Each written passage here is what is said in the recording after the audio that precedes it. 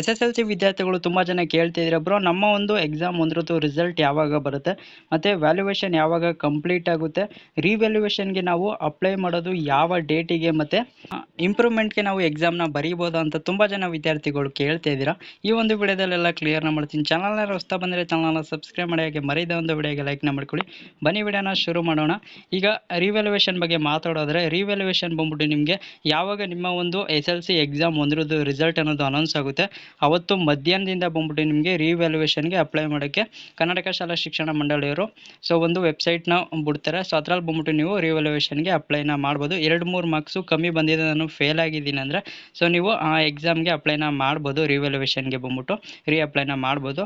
So next ಬಂದ್ಬಿಟ್ಟು ತುಂಬ ಜನ ಕೇಳ್ತೀರಾ ಬ್ರೋ, ನಾವು ಇಂಪ್ರೂವ್ಮೆಂಟ್ಗೆ ಎಕ್ಸಾಮ್ನ ಬರೀಬೋದಾ ಅಂತ.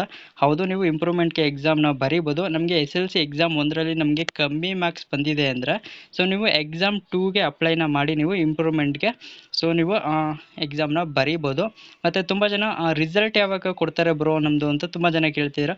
ನಿಮಗೆ ರಿಸಲ್ಟ್ ಬಂದ್ಬಿಟ್ಟು ನಿಮಗೆ ಇದೇ ತಿಂಗಳು 24ಕ್ಕೆ ಬಂದ್ಬಿಟ್ಟು ನಿಮಗೆ ಕರ್ನಾಟಕ ಶಾಲಾ ಶಿಕ್ಷಣ ಮಂಡಳಿಯವರು ರಿಸಲ್ಟ್ ಅನ್ನೋದು ಅನೌನ್ಸ್ನ ಮಾಡಿದರೆ, ನೀವು ಎಲ್ಲಿ ಚೆಕ್ ಮಾಡೋದಂದರೆ ರಿಸಲ್ಟ್ನ KRResult.nic ಸೊ ನೀವು ನಿಮ್ಮ ಒಂದು ರಿಸಲ್ಟ್ನ ಚೆಕ್ ಮಾಡ್ಕೊಳ್ಬೋದು. ನಿಮ್ಮ ಒಂದು ರಿಜಿಸ್ಟರ್ ನಂಬರು ಮತ್ತು ನಿಮ್ಮ ಒಂದು ಡೇಟ್ ಆಫ್ ಬರ್ತ್ನ ಹಾಕಿ ಅಲ್ಲಿ ಸೊ ನಿಮ್ಮ ಒಂದು ಎಕ್ಸಾಮ್ ಒಂದ್ರದ್ದು ರಿಸಲ್ಟ್ನ ಸೊ ನೋಡ್ಕೊಳ್ಬೋದು.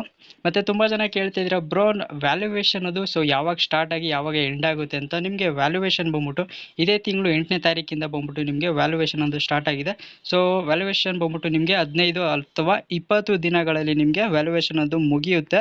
ಸೊ ಸೆಂಟ್ರ್ಗಳು ಇರುತ್ತೆ ಅಲ್ವ, ಸೆಂಟ್ರ್ಗಳ ಟೀಚರ್ಸ್ ಕೂಡ ಹೋಗಬೇಕು. ಸೊ ಅಲ್ಲಿ ಕೂಡ ವ್ಯಾಲ್ಯೂಯೇಷನ್ ಎಲ್ಲ ಮಾಡಬೇಕು. ಸೊ ಅದಕ್ಕೋಸ್ಕರ 15 ಡೇಸ್ ಇಲ್ಲ 20 ಡೇಸಲ್ಲಿ ಬಂದ್ಬಿಟ್ಟು ನಿಮಗೆ ಸೊ ವ್ಯಾಲ್ಯೂಯೇಷನ್ ಅಂತ ಮುಗಿಸ್ಬಿಟ್ಟು ನಿಮಗೆ ಕರ್ನಾಟಕ ಶಾಲಾ ಶಿಕ್ಷಣ ಮಂಡಳಿಯವರು ಆಗಲೇ ಹೇಳ್ದಂಗೆ ಇದೇ ತಿಂಗಳು 24ಕ್ಕೆ ಬಂದ್ಬಿಟ್ಟು ನಿಮ್ಮ ಒಂದು ರಿಸಲ್ಟ್ ಅನ್ನೋದು ಅನೌನ್ಸ್ನ ಮಾಡ್ತಾರೆ.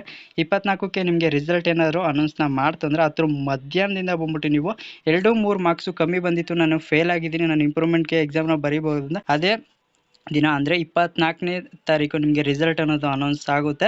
ಮತ್ತು ಮಧ್ಯಾಹ್ನ ಮತ್ತು ಸಂಜೆಯಿಂದ ಬಂದ್ಬಿಟ್ಟು ನಿಮಗೆ ರಿವ್ಯಾಲ್ಯೂಯೇಷನ್ಗೆ ಅಪ್ಲೈನ ಮಾಡ್ಬೋದು ಮತ್ತು ಇಂಪ್ರೂವ್ಮೆಂಟ್ಗೂ ಕೂಡ ನೀವು ಎಕ್ಸಾಮ್ನ ಬರೀಬೋದು. ಎಕ್ಸಾಮ್ 2ಗೆ ಅಪ್ಲೈನ ಮಾಡ್ಬೋದು. ಮತ್ತು ತುಂಬ ಜನ ಕೇಳ್ತಿದ್ದೀರಾ ಎಕ್ಸಾಮ್ ಫೀಸ್ ಇರುತ್ತಾ ಬ್ರೋ ಅಂತ. ಸೊ ನಿಮಗೆ ಎಸ್ ಎಲ್ ಸಿ ವಿದ್ಯಾರ್ಥಿಗಳಿಗೆ ಬಂದ್ಬಿಟ್ಟು NC ಅಂತ ಯಾರೆಲ್ಲ ತೊಗೊಂಡಿರ್ತಾರೆ ಅವ್ರಿಗೆ ಬಂದ್ಬಿಟ್ಟು ನಿಮಗೆ ಯಾವುದೇ ಒಂದು ಫೀಸ್ ಅನ್ನೋದಿರೋ, ಈಗ ಸೆಕೆಂಡ್ PC ವಿದ್ಯಾರ್ಥಿಗಳಿಗೆ ಬಂದ್ಬಿಟ್ಟು ಯಾವುದೇ ಫೀಸ್ ಇರಲ್ಲ. ಸೊ ಮತ್ತು SLC ವಿದ್ಯಾರ್ಥಿಗಳು ಕೂಡ ಸೇಮ್ ಇರುತ್ತೆ. ಸೊ ನಿಮಗೆ ಬಂದ್ಬಿಟ್ಟು ಯಾವುದೇ ಫೀಸ್ ಅನ್ನೋದು ಇರೋದಿಲ್ಲ ಎಕ್ಸಾಮ್ 2ಗೆ. ಮತ್ತು ಇಂಪ್ರೂವ್ಮೆಂಟ್ಗೆ ಮಾತ್ರ ನಿಮಗೆ ಸೊ ನಿಮಗೆ ಫೀಸ್ ಅನ್ನೋದು ಇರುತ್ತೆ. ಸೊ ಒಂದು ಸಬ್ಜೆಕ್ಟ್ಗೆ ಬಂದ್ಬಿಟ್ಟು ಇಷ್ಟು ಅಂತ ಇರುತ್ತೆ. ಸೊ ನಾನು SLC ರಿಸಲ್ಟ್ ಅನೌನ್ಸ್ ಮಾಡಿದಾದಮೇಲೆ ನಿಮಗೆ ರಿವ್ಯಾಲ್ಯೂಯೇಷನ್ಗೆ ಹೇಗೆ ಅಪ್ಲೈ ಮಾಡೋದು ಮತ್ತು ಇಂಪ್ರೂವ್ಮೆಂಟ್ಗೆ ಹೇಗೆ ಎಕ್ಸಾಮ್ನ ಕಟ್ಟೋದು, ಎಕ್ಸಾಮ್ 2ಗೆ ಅಪ್ಲೈ ಮಾಡೋದು ಹೇಗೆ ಅಂತ ನಾನು ತಿಳಿಸ್ಕೊಡ್ತೀನಿ. ಇದಿಷ್ಟು SLC ಬಗ್ಗೆ ಮಾಹಿತಿ. ಸೊ ಏನಾರ ಡೌಟ್ ಇತ್ತು ಅಂದರೆ ಕಮೆಂಟ್ ಸೆಕ್ಷನಲ್ಲಿ ತಿಳಿಸಿ, ರಿಪ್ಲೈನ ಮಾಡ್ಕೊಡ್ತೀನಿ. ಸಿಗೋಣ ಮತ್ತೊಂದು ವಿಡಿಯೋದಲ್ಲಿ. ಎಲ್ಲರಿಗೂ ನೋಡ್ತಾ ಇರಿ Kaushik update YouTube channel. So thank you for watching.